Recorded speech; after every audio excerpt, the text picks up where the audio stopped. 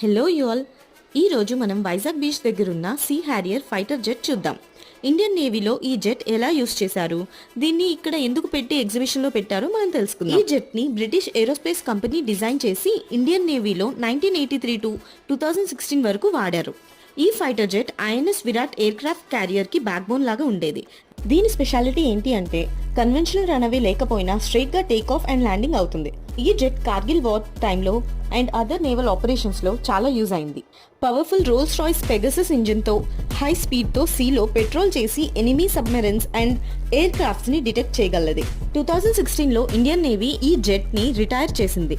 కానీ వైజాగ్ లో టూరిజం ని పెంచడానికి ఈ ఎయిర్ క్రాఫ్ట్ ని ఆర్కే బీచ్ దగ్గర సబ్మెరైన్ మ్యూజియం కి ఆపోజిట్ లో డిస్ప్లే చేశారు. ఇక్కడికి వచ్చిన ప్రతి ఒక్కరికి, ఎస్పెషల్లీ స్టూడెంట్స్ కి, ఇండియన్ నేవీ వలన మన దేశం ఎలా స్ట్రాంగ్ గా ఉందో అర్థమవుతుంది. ఈ ఫైటర్ జెట్ ని లైవ్ లో చూడడం ఒక ప్రౌడ్ మూమెంట్.